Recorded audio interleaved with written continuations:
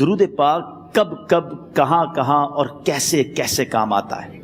ایک بہت ہی خوبصورت واقعہ، بڑا ایمان افروز واقعہ ہے جو میں آپ کے سامنے پیش کرتا ہوں۔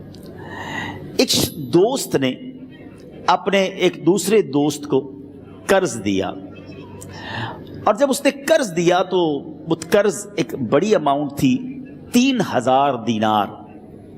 وہ ٹائم آ گیا جب اس ٹائم وہ قرض لینے کے لیے اپنے دوست کے پاس گیا کہ بھائی مجھے میرے پیسے واپس دو، تو اس نے کہا کہ پیسے تو نہیں ہیں میرے پاس، میں کولیپس ہو گیا ہوں، بزنس اب میرا ختم ہو گیا ہے، میں تمہاری رقم نہیں دے سکتا۔ اس نے ایک اور ٹائم دے دیا اسے کہ ٹھیک ہے اب اتنے وقت دنوں کے بعد میں دے دوں گا۔ وہ ٹائم بھی گزر گیا، اور جب وہ ٹائم بھی گزر گیا تو اس کے بعد اس دوست نے کہا کہ اب تو پیسے دے دو بھائی، میرا ٹائم پورا ہو گیا ہے۔ پھر نہ دے سکا ٹائم۔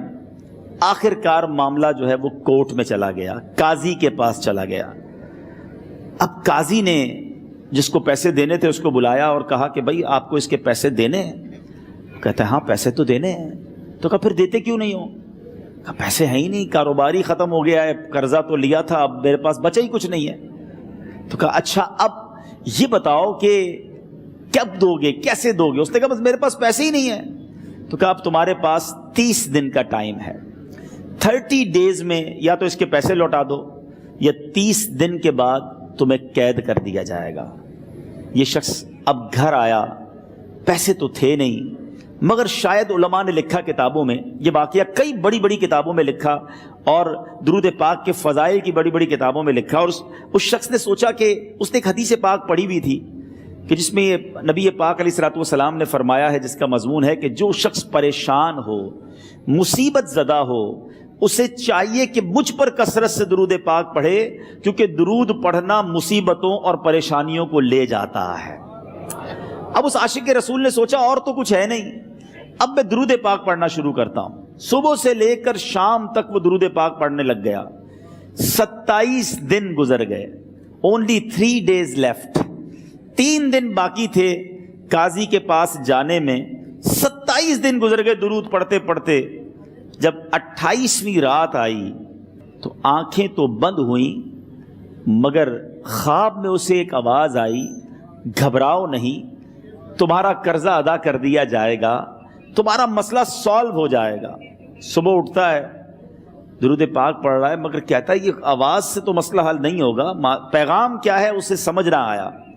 28واں دن گزر گیا، 29ویں رات آ گئی، مگر اب آنکھیں بند ہوئیں اور قسمت جاگ اٹھی۔ نبی پاک صاحب لولاک صلی اللہ تعالیٰ علیہ وسلم خواب میں تشریف لائے، اور پیارے آقا صلی اللہ تعالیٰ علیہ وسلم نے فرمایا گھبراؤ نہیں، علی بن عیسیٰ وزیر کے پاس جاؤ، وہ تمہارا قرضہ ادا کر دے گا۔ اب یہ عاشق رسول صبح اٹھا تو ویری فریش، حشاش بشاش کہ اب تو کام ہو گیا، نبی پاک نے خواب میں آ کر بشارت دی ہے۔ مگر پھر ذہن میں سوال آیا کہ علی بن عیسیٰ کے پاس جاؤں گا تو ثبوت کیا ہے، پروف کیا ہوگا؟ میں جا کر اس کو کہوں گا کہ میرا قرضہ دے دو، تو ایسے تو قرضہ نہیں دے دینا، اور میں نے اس کو کہا کہ مجھے نبی پاک نے خواب میں کہا ہے، اور اس نے اگر مجھ سے کوئی نشانی مانگی تو میں نشانی کیا دوں گا؟ آخری دن تھا، 29واں دن تھا، وہ بھی درود پڑھتے پڑھتے گزر گیا۔ 30th نائٹ آ گئی، صبح وہ دن ہے جب عدالت میں جانا ہے۔ اب اس رات پھر نبی پاک علیہ الصلوۃ والسلام خواب میں تشریف لائے، اور آقا علیہ الصلوۃ والسلام نے فرمایا کہ علی بن عیسیٰ وزیر کے پاس جاؤ، وہ تمہارا قرض ادا کر دے گا۔ کہ حضور چلا تو جاؤں گا، لیکن اگر وزیر نے مجھ سے کوئی نشانی طلب کی تو میں کیا جواب دوں گا؟ پیارے آقا علیہ الصلوۃ والسلام نے کمال کا ارشاد فرمایا کہ علی بن عیسیٰ سے کہنا کہ تم روزانہ فجر کی نماز کے بعد 5000 بار درود پاک پڑھتے ہو، یہ راز فقط تم جانتے ہو اور تمہارا رب جانتا ہے۔ اب یہ جب صبح اٹھا تو ایک نشانی بھی مل چکی تھی۔ عدالت میں جانے سے پہلے وزیر کے دربار میں پہنچ گیا، اسے یہ ڈر تھا کہ آج پیسے نہ لوٹائے تو سزا ہو سکتی ہے۔ جب وزیر کے دربار میں پہنچا تو وزیر اپنے مشیروں کے ساتھ بیٹھا تھا۔ کہا مجھے آپ سے بات کرنی ہے۔ کہا بتاؤ کیا بات کرنی ہے؟ کہا میں ایک پیغام لایا ہوں آپ کے لیے۔ اچھا کس کا پیغام لائے ہو؟ کہا میں نبی پاک جناب محمد مصطفیٰ صلی اللہ تعالیٰ علیہ وسلم کا پیغام لایا ہوں۔ وہ عاشق رسول وزیر تھا، کہتا بتاؤ میرے آقا نے کیا پیغام دیا ہے؟ کہ حضور میں 3000 دینار کا مقروض ہوں، آج آخری دن ہے اور میرے آقا نے مجھے بشارت دی ہے کہ آپ سے کہوں کہ آپ میرا قرض ادا کر دیجئے۔ علی بن عیسیٰ کہتا ہے کوئی ثبوت ہے آپ کے پاس؟ ہے کوئی دلیل بھی ہے آپ کے پاس؟ میں کیسے مان لوں کہ آپ کو نبی پاک علیہ الصلوۃ والسلام نے بھیجا ہے؟ عاشق رسول کہتا ہے خالی ہاتھ نہیں آیا، میرے آقا نے مجھے دلیل بھی عطا فرمائی ہے، مجھے ایک ایویڈنس بھی دیا ہے، اور پروف یہ ہے حضور کہ آپ روزانہ صبح فجر کی نماز کے بعد نبی پاک صلی اللہ تعالیٰ علیہ وسلم کی بارگاہ میں درود و سلام کا نذرانہ پیش کرتے ہیں۔ جب تک 5000 کا عدد پورا نہیں ہوتا آپ اس وقت تک کسی اور سے بات نہیں کرتے، اور اے وزیر صاحب یہ رات صرف آپ کو پتا ہے اور آپ کا رب جانتا ہے۔ اللہ اکبر! وہ وزیر تو جس کو کہے نا جھوم اٹھا، ایسا عاشق رسول وزیر تھا جو روزانہ صبح 5000 درود پڑھتا ہو، اس کی تو عید ہو گئی نا۔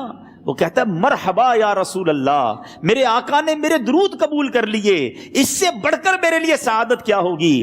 اب یہ وزیر اپنی سیٹ سے اٹھتا ہے، اپنے کمرے میں جاتا ہے، تھوڑی دیر بعد واپس آ کر اس عاشق رسول کے ہاتھ میں 3000 دینار رکھ کر کہتا ہے حضور پہلے 3000 دینار تو نبی پاک کا حکم کی میں ادب سے بجا لاتا ہوں، میرے آقا نے جو حکم فرمایا یہ 3000 دینار آپ کو پیش کرتا ہوں، حضور ایک اور 3000 دینار لیجئے۔ میرے گھر آپ آئے، اتنی اچھی خبر سنائی، آپ نے قدم رنجا فرمایا، یہ 3000 اس کا نذرانہ ہے، اور ایسا کیجئے 3000 اور لیجئے، اس سے اپنے بچوں کے لیے کچھ چھوٹا موٹا کام شروع کیجئے، اور ایک وعدہ کر کے جائیے آج کے بعد زندگی میں آپ کو جب بھی کوئی کام پڑے میں آپ کا بھائی ہوں، مجھے یہ خدمت کا موقع دیجئے گا۔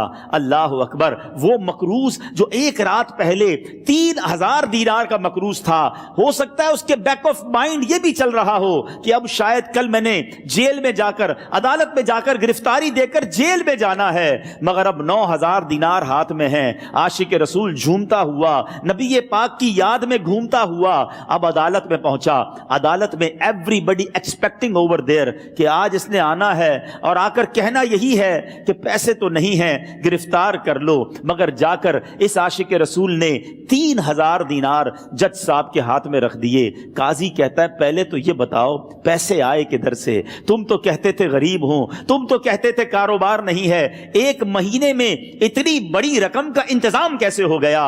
سبحان اللہ! اس عاشق رسول نے گویا زبان حال سے یہ کہا ہوگا کہ یہ تو کرم ہے ان کا، ورنہ مجھ میں تو ایسی بات نہیں، اتنا دیا سرکار نے مجھ کو، اتنی میری اوقات نہیں۔ اس نے وہ پورا واقعہ بھری عدالت میں سنا دیا۔ اللہ اکبر! میرے پیارے اسلامی بھائیوں ذرا سوچو پہلے زمانے میں کیسے عاشقان رسول ہوا کرتے تھے، وہ جج، وہ قاضی بھی کیسا سرکار علیہ الصلوۃ والسلام کا عاشق تھا۔